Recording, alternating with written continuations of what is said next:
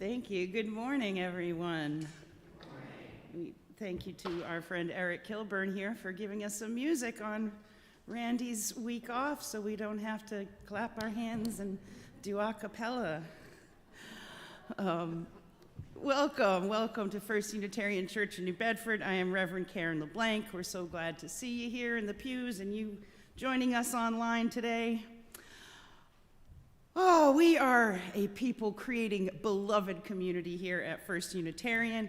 We believe in practicing and promoting the UU values of justice, equity, transformation, pluralism, interdependence, and generosity in our congregation, and that those things always spring from the love at the center. We are people of purpose in this church. We work to make sure that everyone feels safe and accepted here and welcome in this meeting house. And if what you hear today resonates with you, we hope you will consider becoming part of this way cool family of seekers and keepers of this long, cool dream that is our church. First Unitarian in New Bedford recognizes that the land that we inhabit and enjoy sits on the unceded ancestral land of the Wampanoag. We give respect to the people of the First Light and their ancestors, and we honor them in this church. Couple quick announcements. If you are new and want more information about our church, fill out one of these and put it in the offertory. That will put you on our newsletter list. If for some reason you don't want to be on our email list, call the office and tell Jessica, or send us an email. We are looking for a new treasurer for next year, so if you have some math skills, unlike myself, please let us know if you are interested in that position to help us out. We might even be doing a co-treasurer, so we take the burden off of just one person. In March, we are going to have our new members service, so if you are interested in becoming a member, if you are not, please talk to me, let me know. We would love to have you. Let's see, we have coffee hour, of course, right through that door after church. I am going to remind you now that we are closed on March 15th because of the marathon, the half marathon. It's just too much of a pain. We end up being a bathroom for the public instead of church, so we've decided not to do it this year. So, okay, let us light our chalice, Yasmin. Who do you think who do we have here? Oh. I have a volunteer. Is he on?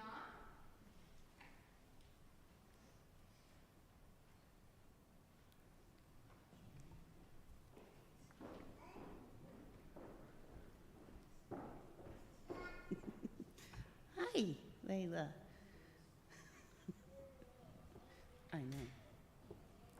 We light this flame in honor of all that leads us forward, all that leans down and helps us after we fall, all that helps us remember the world is planted with seeds of surprise, even when our days have grown dark, even when warmth seems so far away. May this hour of tender and courageous connection help us fall in love again with the wild world. May it reignite our trust that the path ahead will be gentle. May it lure us back to belief in the always returning light. And that light is coming back. We can feel it and see it now, can't we? Our opening words this morning are from Reverend Michelle Collins. Come to this time of worship, worn, weary, or wide awake. In this gathering, we acknowledge the pressure of living, the tender ache of persisting through uncertainty, the courage of continuing when clarity is distant. Yet here we are, still breathing, still reaching, still becoming. Today, let us embody our resilience together, not as armor, but as the soft, stubborn practice of returning to ourselves, to one another, to the work of love. Our opening hymn this morning, I've been thinking about what songs the kids learn, and they're only usually here for the first hymn, so I've been trying to give them hymns that it doesn't matter what church you went to when you were a kid, you probably heard it, and you should probably be able to pick it out. So we are going to do number 16, "'Tis a Gift to Be Simple." So please stand if you are willing and able. It's very short and sweet and simple.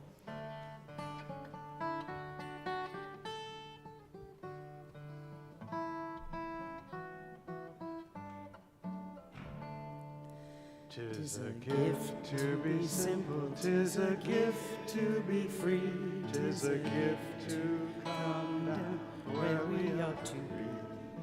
And when we find ourselves in the place just right, 'twill be in the valley of love and delight. When true simplicity is gained, to bow and to bend we'll shan't be ashamed. To turn will be our delight. Still by turning we come round right. See, I could tell most of you have heard that hymn. Go ahead and sit down. Take the time to greet one another. I was distracted there.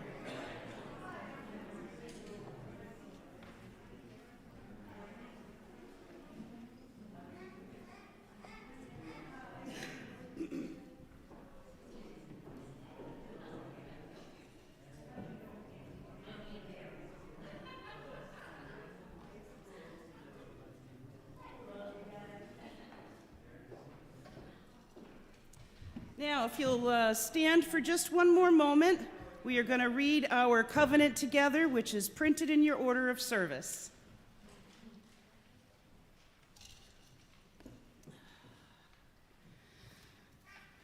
We come together as a religious community, upholding freedom of conscience, right relationship, and the inherent worth of all people.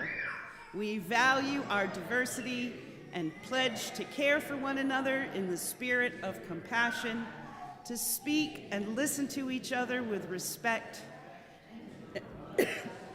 and kindness in the world. Excuse me. Go ahead and be seated. Now, Miss Yasmin, got a story for us?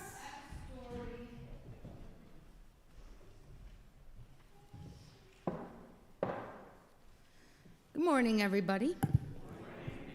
So I told you last time about Fannie Barrier Williams, a lovely woman who was just always fighting for justice. And so today we're going to talk about Frances Ellen Watkins Harper, who's a UU ancestor of ours. So why not talk about her? Because our theme is resilience, and sometimes humor is the best way to fight injustice, because words are very powerful, as we know. Growing up, there was always the sticks and stones may break my bones, but words can never harm me. Always as a kid, I was like, no, those words are actually, I feel like they stick with me more, because no one ever really harmed me with sticks and stones, but those words, they hurt. And so I like to now teach that to my students and acknowledge that, because I want them to remind them to speak kindly, always. In 1825, there was a black girl by the name of Frances Ellen Watkins Harper, and when slavery still existed around her, her parents died when she was very young. And her uncle opened up a school for people of her community, and so she was surrounded by learning and books and people trying to better themselves. And she right away knew stories can change people and words can have an impact. So what does anyone do when you are surrounded in that environment? You become a poet and you become a writer. And that's exactly what she did, except she found humor in it, because she said this is how people connect. And this is how you laugh when you are experiencing and viewing injustice. So she saw a lot of painful things and she turned it into wisdom. She mixed courage with humor, strength with warmth, and a smile. So one day in 1858, she's in Philadelphia and she's gonna hop on the streetcar. And the conductor's like, you can't ride the bus. And she's like, yeah. She sits down, calm. Another person tells the conductor, well, just let her sit in the corner. And she sits there and she's like, I'm not moving. She's very firm. She did everything calmly with courage. And so she decides to get off the bus, streetcar, and she says to the conductor, here's my fare. And he's like, shh. So she sort of tosses it at him and says a little something and then scurries off.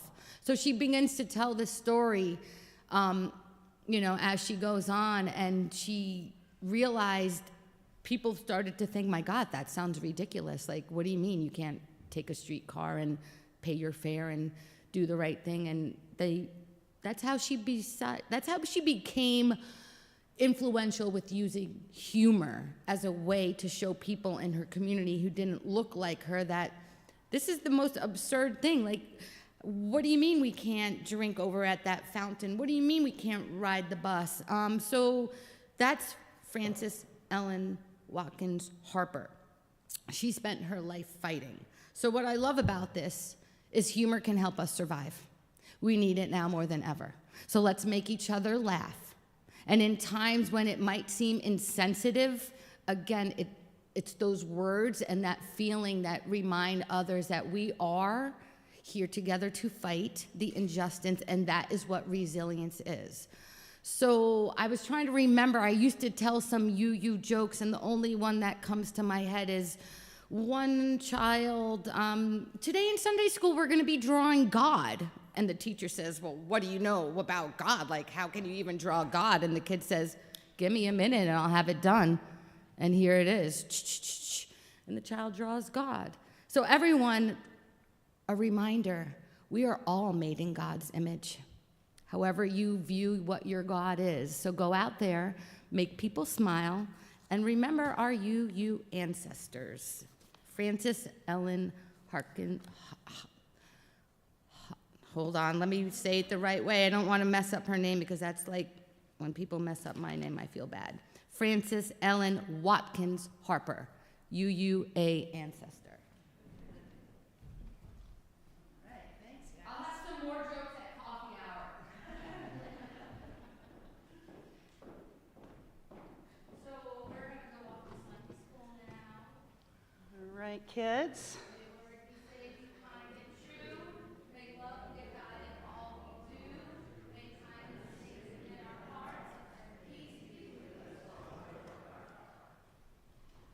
All right. Now is a time in our service where we share with each other our joys, our concerns. So if you have something you would like to share, as I can see our friend Steve, our wonderful board president, has something to share, please come up to the mic, tell us your name, and briefly tell us what it is. So my name is Steve, and my concern is that we have 2 people on the nominating committee, and we need 3. So we need a member of the church to step forward into this exciting community and committee who actually presents a slate of elected officers that run this church financially, emotionally, and physically. So please, someone step forward. You can talk to me during coffee hour. You can call Jess at the administrator on Monday. Okay, that's all I have to say.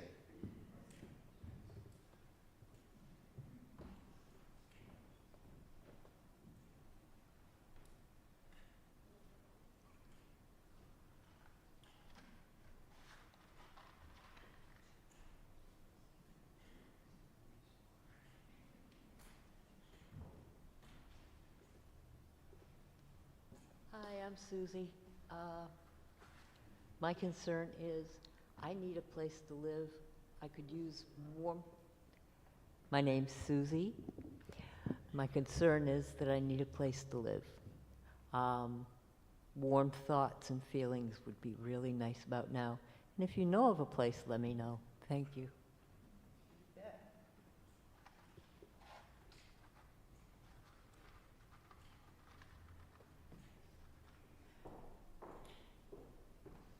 Hello, I'm Kwang. I'm she. This past Thursday, we got engaged.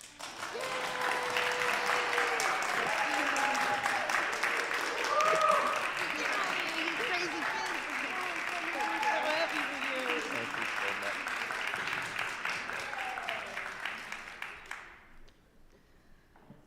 Oh, that's wonderful news. Isn't it nice to have good news? Oh, doesn't that feel good? You remember how good that feels? Wow. Oh, and shout out David. He was the one that was there. Don't worry, I got you, Kwang. I got you. So I'm up here. So I'm David, and I had the pleasure, absolute pleasure, of just having a wonderful time with Kwang and Sri, we kind of did a photo shoot, and it was great. It was awesome. We went down for Rodman, and I followed them. Sri had no idea; she had no clue that it was going to happen, and I was like following behind. Took video, took pictures, and it was such a beautiful moment to see two of our members and my friends, get engaged, and it was such an honor and a privilege to have done that. So. Thank you both. And as such, we're going to be doing something special during coffee hour. The church is putting it on for them, some treats and snacks. So please join us so we can continue in celebrating, Kwang and Sri. And I've been thinking about what I was going to say, and I keep saying Cree and then strong. It was like no. No, it's neither. So I'm glad I didn't do that, and I did it willingly. So thank you all. Thanks, guys. How sweet. Come on up, Helen.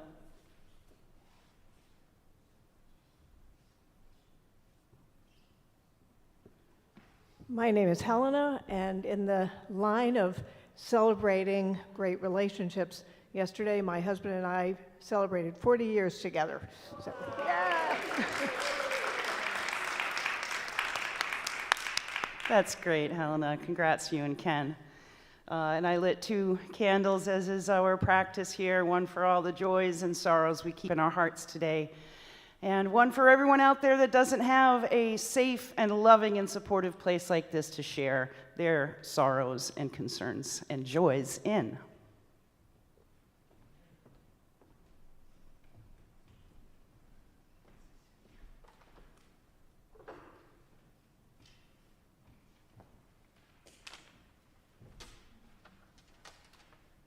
When I heard that today's service was about resilience, I was thinking of songs that might fit into that world. And this is a song that I wrote just after Ronald Reagan was elected president for the second time in 1984. And I was looking for some resilience. And this is a song called Give Me Laughter.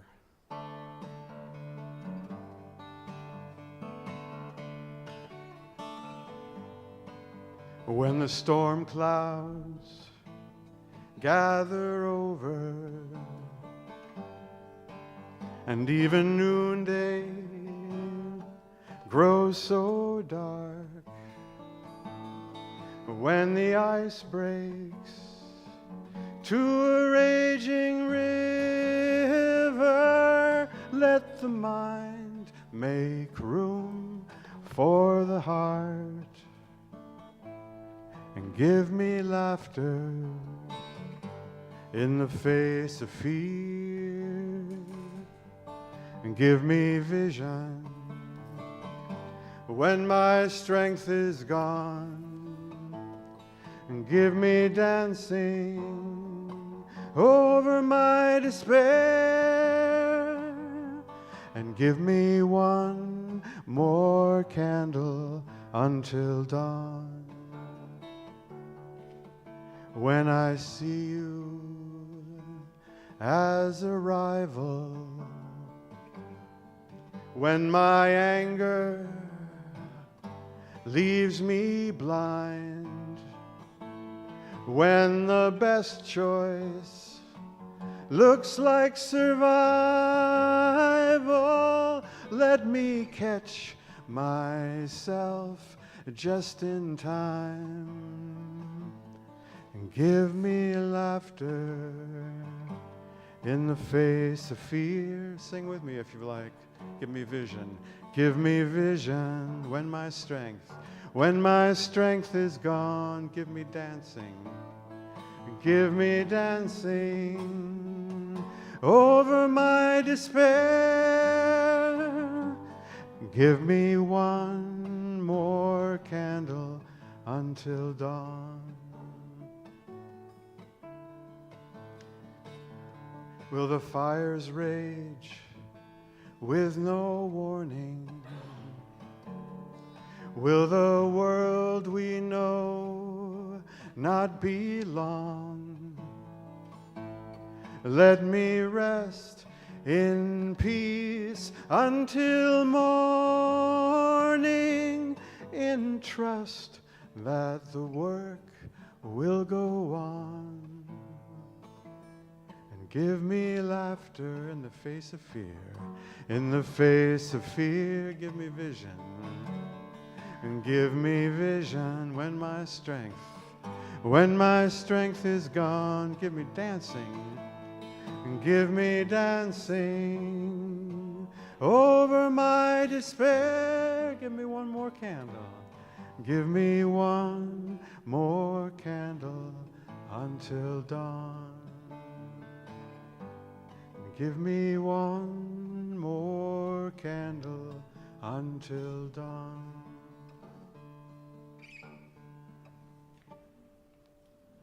Oh, that was lovely. Thanks, Eric. I love original music. Our responsive reading today, we're going to switch it up a little bit. You know how usually I read something and then you read something? You're going to start this time. Okay? You're going to read the italics and you start. So it's in your order of service. I'll follow you. How can I breathe at a time like this when the air is full of the smoke of burning tires, burning lives? Easy for you to say, if the weight of injustice is not wrapped around your throat, cutting off all air.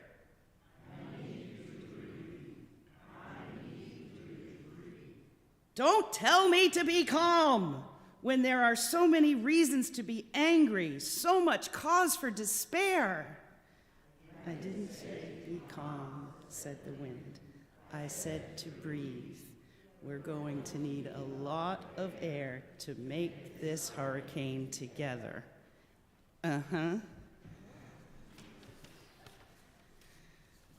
Now, let us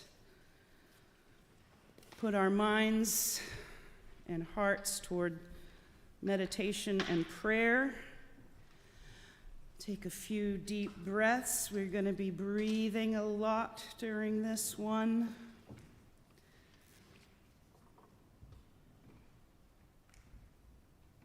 So please close your eyes. Breathing in, I am aware of my pain. Breathing out, I am aware that I am not my pain. Breathing in, I am aware of my past. Breathing out, I am aware that I am not my past. Breathing in, I am aware of my anger. Breathing out, I am aware that I am not my anger. Breathing in, I am aware of my despair. Breathing out, I am aware that I am not my despair. Breathing in, I am aware of peace. Breathing out, I am aware that I am worthy of peace. Breathing in, I am aware of love. Breathing out, I am aware that I am worthy of love. Breathing in, I am aware of joy. Breathing out, I am aware that I am an agent of joy. Breathing in, I am aware of hope. Breathing out, I am aware that I am an agent of hope. Breathing in, I am aware. Amen. We'll have a moment of silence.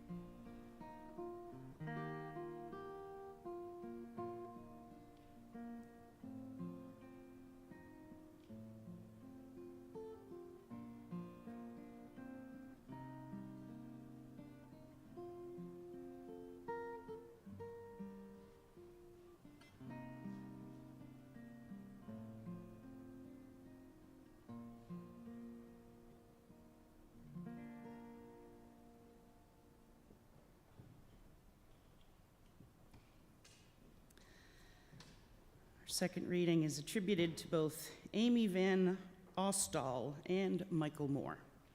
I could not track down which of whom it was. This morning, I have been pondering a nearly forgotten lesson I learned in high school music. Sometimes in band, and definitely in choir, music requires players or singers to hold a note longer than they can actually hold a note.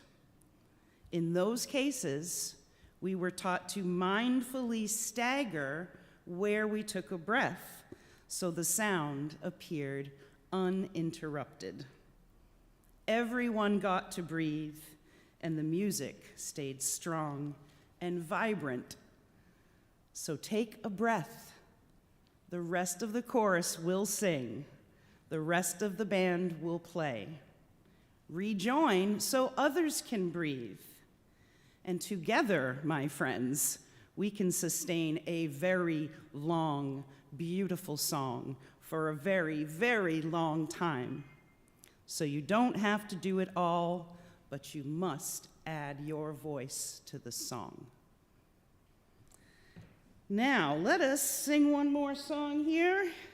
This is in your teal hymnal, 1021, Lean on Me. And you are welcome to stand as you are willing and able. Clap along.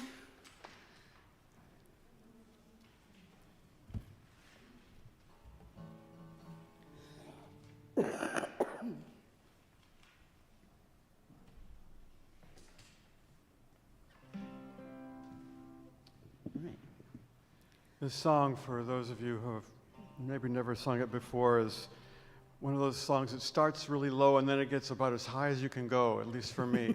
So good luck.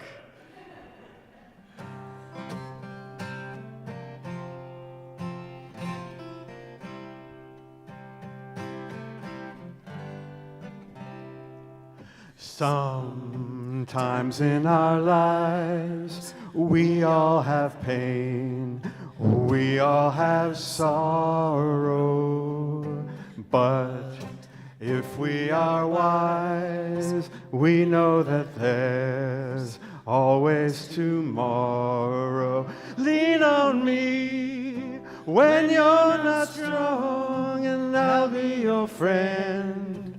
I'll help you carry on, for it won't be long. I'm gonna need somebody to lean on. Please swallow your pride. If I have things you need to borrow, for no one can fill those of your needs that you don't let it show. You just me when you're not strong. I'll be your friend. I'll help you carry on, for it won't be long. I'm gonna need somebody to lean on. You just call on me, brother, when you need a hand. We all need somebody to lean on. You just might have a problem that you don't understand. We all need somebody to lean on. Lean on me when you're not strong, and I'll be your friend. I'll help you carry on, for it won't be long. I'm gonna need somebody to lean on. All right, thank you. Please be seated. And, oh, you might as well keep your guitar close because we're going to do the offertory next.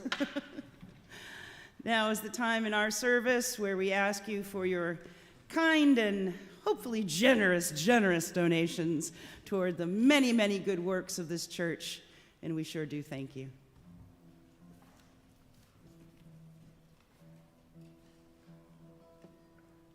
I was going to play an instrumental, but in light of Kwan and Shree's announcement. It's not the pale moon that excites me, that thrills and delights me. Oh no, it's just the nearness of you. It isn't your sweet conversation that brings this sensation. Oh no, it's just the nearness of you. When you're in my arms and I feel you so close to me, all my wildest dreams come true. I need no soft lights to enchant me, if you'll only grant me the right to hold you ever so tight, and to feel in the night the nearness of you.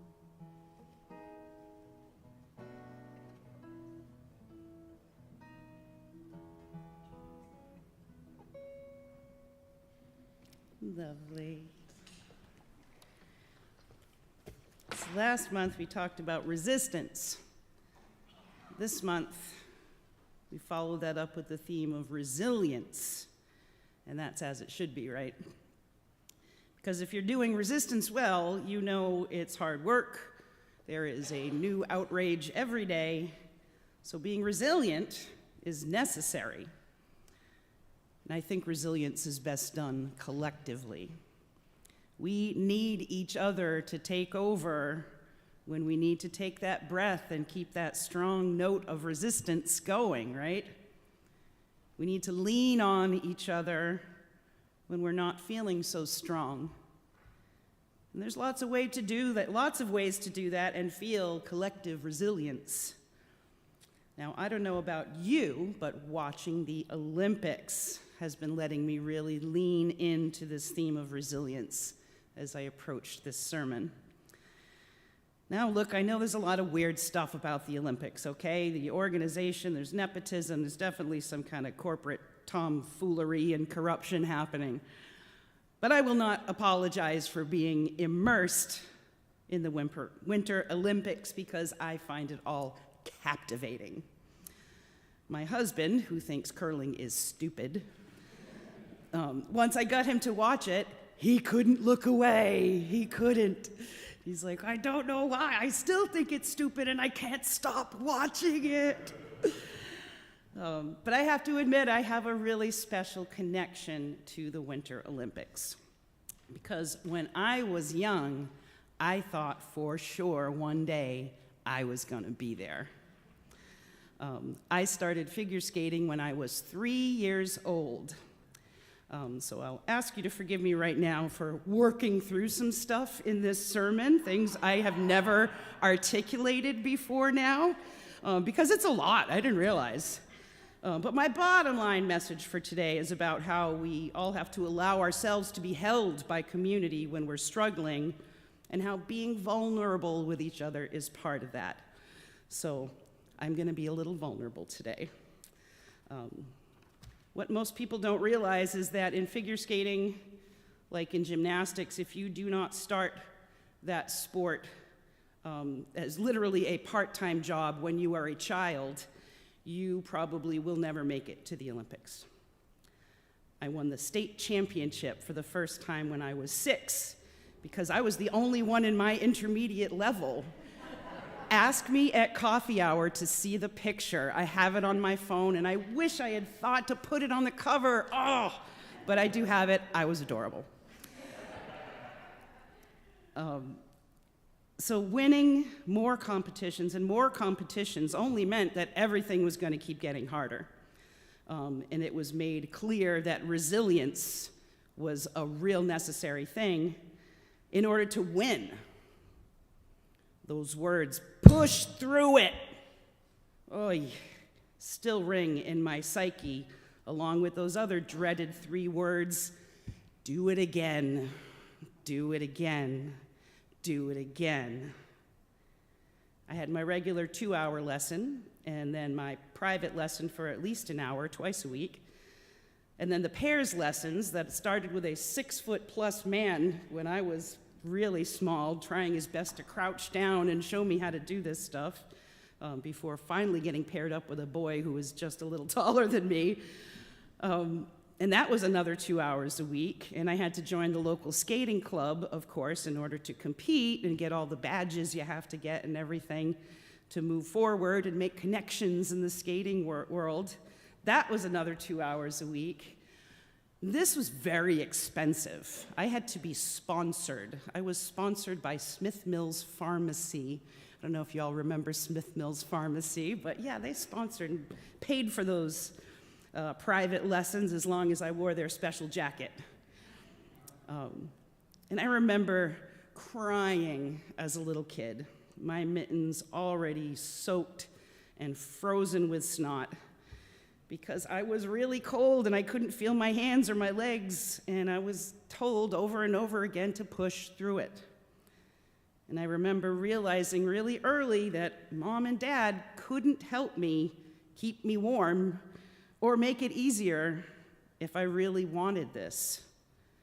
Because I did want that. I loved skating, and I had to work really hard to prove I was as good as the other skaters around me. Now, I was already a competitive kid. And I liked that winning or losing came down to me and not a team. I was not a team player. And as much as they tried to develop some team spirit in the skating club, we knew, like, we're looking at each other, we are going to be competing against each other for most of our lives. So that team spirit never really got off the ground, you know. I remember how hard it was at like 11 years old getting that first axle, a single axle, which is only 1.5 rotations. Now they do triples, quadruples. We couldn't even conceive that a human body could do a quadruple axle when I was a little kid.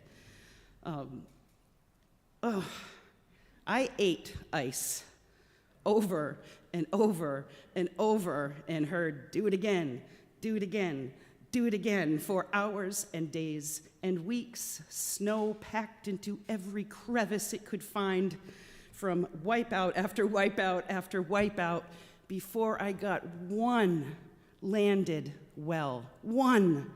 And I was like, woo, I got this now. Yeah, no problem. Yeah, no you don't. You got one.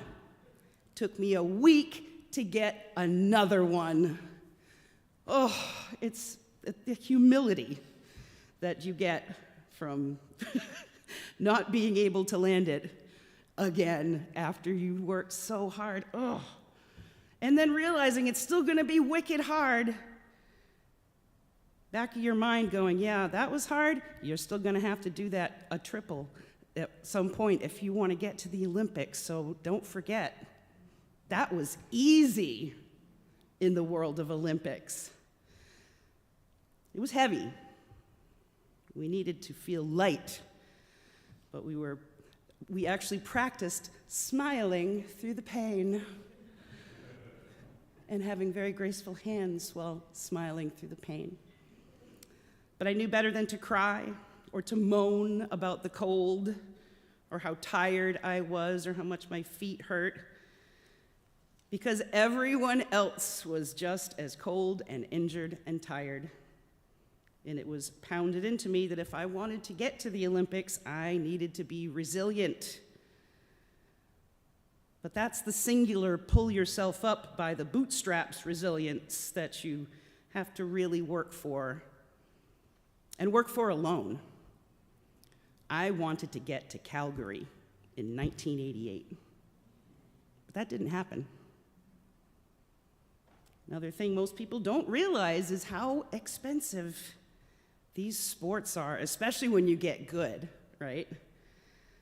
So my parents sacrificed to buy me professional skates specially made for my feet, and I will never forget that they were $480 because I was reminded every time I put those bloody things on to take care of them and make sure I wiped them down and put the things on because they were $480. That was in the 80s, so that was a lot of money. But I was the oldest of 5 kids. My mom was having a baby when I was competing in the state competition, you know? And my dad was the guy who earned the money, so he wasn't going to bring me on the road to compete nationally. So my skating career kind of fizzled out because we couldn't travel. And for a little while, I was bitter about that. But it also held this dissonance in my head because I knew in my heart how impossible it was for my parents to do this. And being Catholic at the time, I was already getting this guilt thing going about it, you know, for real, about how much time and money that my parents were spending and putting into my skating. I'm still working out for myself if the whole thing was traumatic or character building. An intense balance of both, I think. But I know I would not trade it for anything. And I know it taught me a lot about resilience and about how the rest of my life and all of our lives is a series of falling and getting back up in one form or another, right? So what we do when we get back up is the real test. So when I watch the Olympics, I'm invested because I know how hard those athletes worked, how much pressure they are under to perform. And I can see how they draw a lot of their resistance from the people around them, from their teammates and their coaches and their families. And I can see how the whole world becomes involved and invested, and kids everywhere are inspired. Even when our team is out of the running, we are just amazed at whoever wins because they're so good, right? I love that. It's just like, wow, doesn't matter where that person came from. They did a great job, and I know they've been practicing for a really long time. So I'm thrilled that Italy is winning so many medals while they are hosting the Olympics. I think that is just wonderful.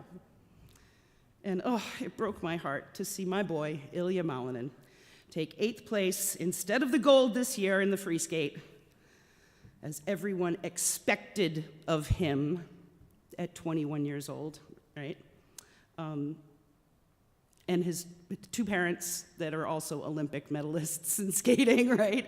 No pressure there, buddy.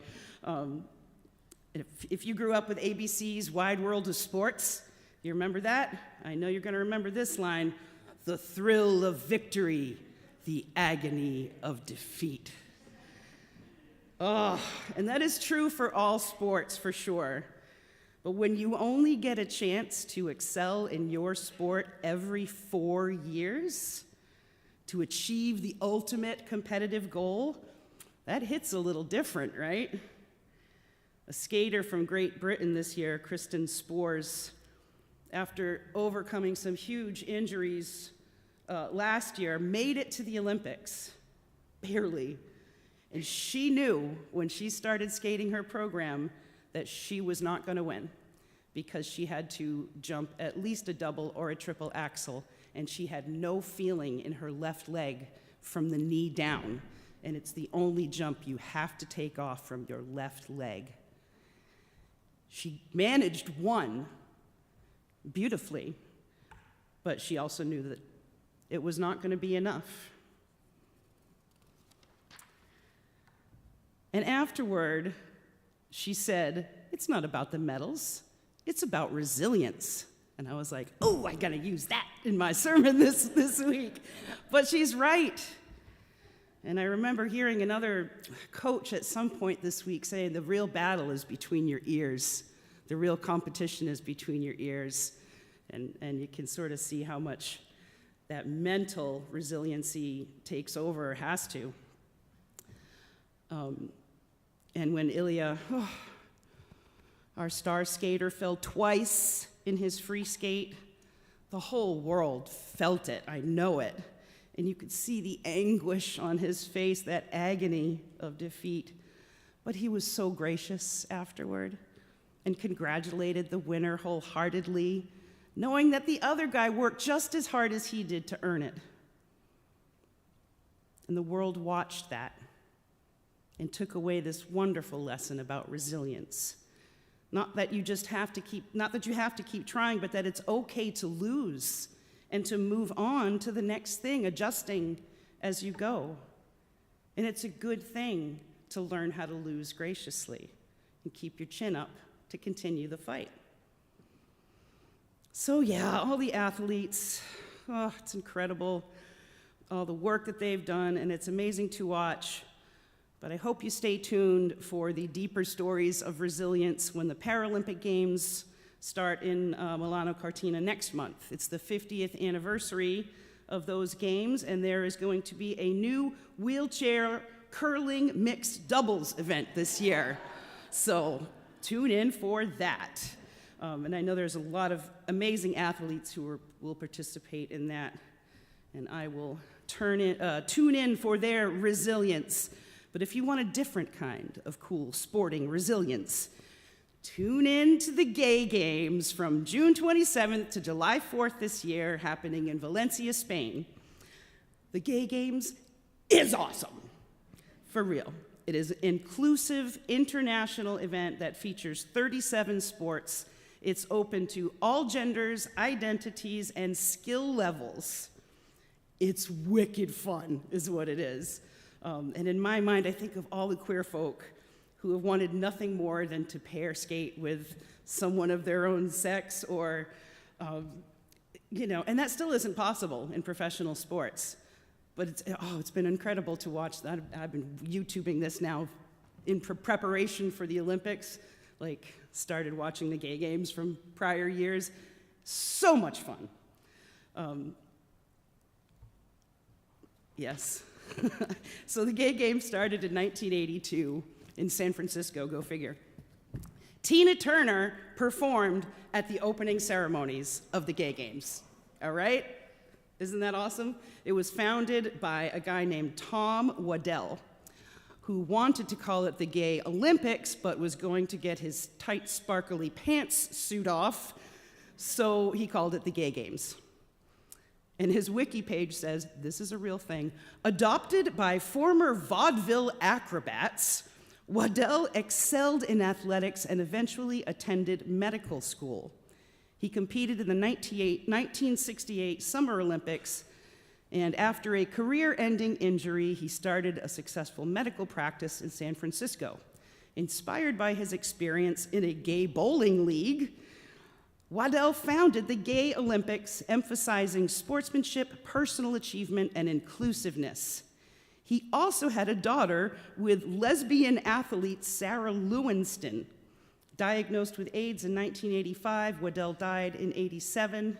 His life and contributions to LGBTQ history have been posthumously honored in multiple ways.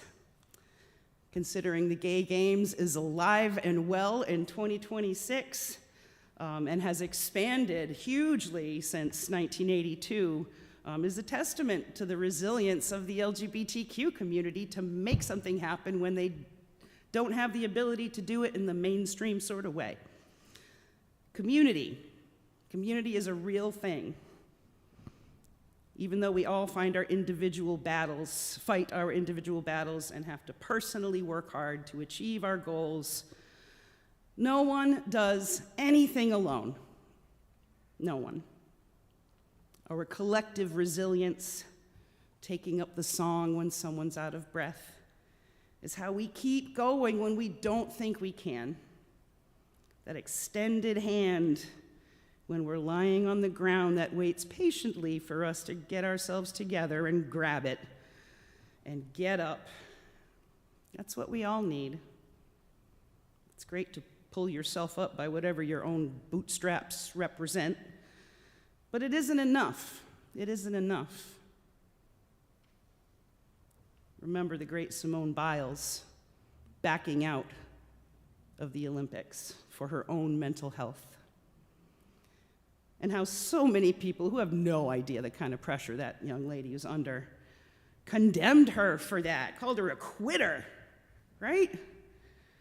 But how so many other people who understand how important self-care is held her up and wanted to give her a medal for the courage that it took to quit. She deserved it. We have to help each other up when we fall, hold each other up when we falter, and stand strong with each other when we face the adversity that's in our midst. We are all champions, my friends, when we combine our strength and push through together. So let's all continue to do our best, know when to rest, and extend a hand to someone who might need it to keep our community safe and strong and progressing. So may it be, my friends. So may it be. And now, I chose this last hymn just because of the Olympics, and I know Eric has a little something he'd like to tell you about it as well. It's number 159, 159.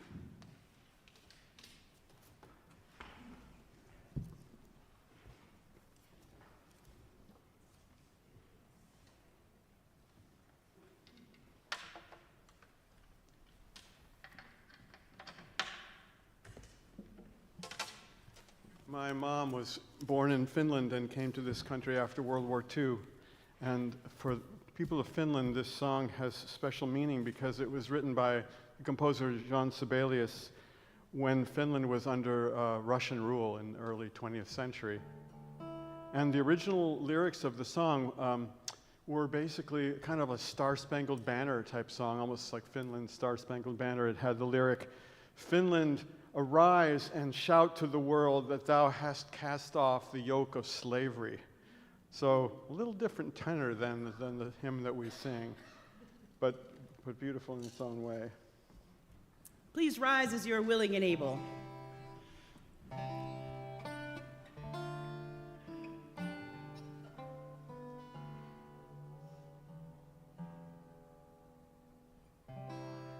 This is my song, O God of all the nations, a song of peace for lands afar and mine. This is my home, the country where my heart is. Here are my hopes, then on the holy shrine. But other hearts in other lands are beating with hopes and dreams as true and high as mine.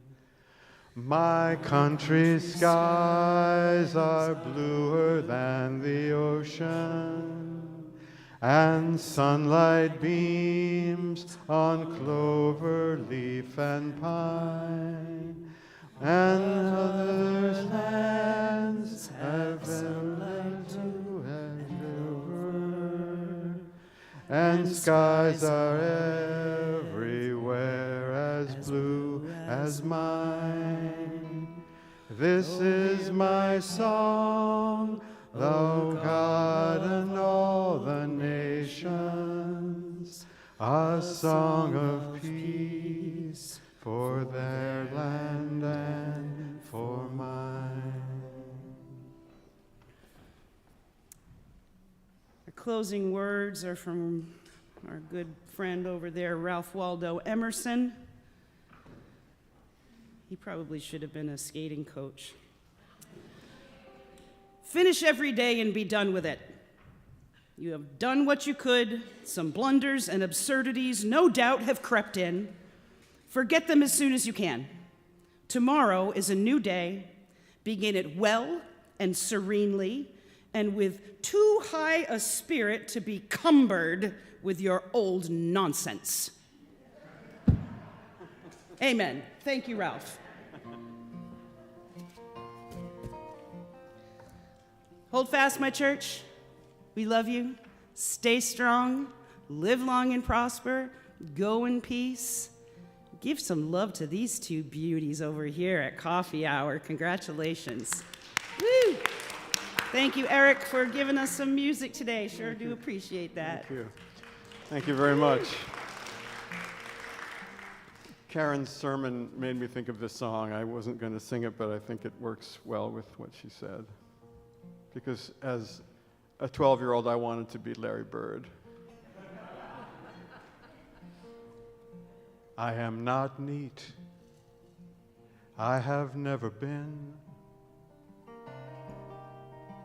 I sweep my home only when I'm seeing friends. Still I have limits, and things improve. The icebox gets cleaned when the food starts to move, and a little voice says, you're not doing all you should. And another voice says, your fly is up, you're doing pretty good. Oh, fiddle-dee-dum, fiddle-dee-dee. I try to be perfect, and I will not be, but I'll put up with you if you'll put up with me. Oh, fiddle-dee-dum, fiddle-dee-dee. I love basketball. It does not love me. Still you may find me on the court in some teenage fantasy. I'm Magic Johnson. I'm Larry Bird. Ain't the swish of the ball through the net the sweetest sound you ever heard? And a little voice says, you're too old for this. And another voice says, it's so much fun. Why bother to resist? Oh, fiddle-dee-dum, fiddle-dee-dee. I try to be perfect, and I will not be, but I'll put up with you if you'll put up with me. Oh, fiddle-dee-dum, fiddle-dee-dee.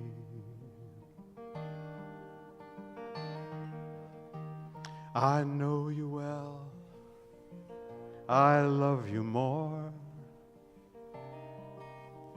I used to think I could shrug it off if you walked out the door, but it wouldn't be easy, it would just be numb. Though sometimes I still forget how precious you've become.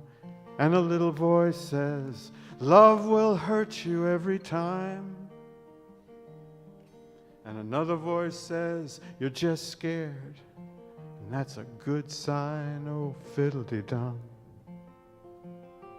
fiddle-dee-dee. We try to be perfect, and we will not be, but I'll put up with you if you'll put up with me. Oh, fiddle-dee-dum, fiddle-dee-dee.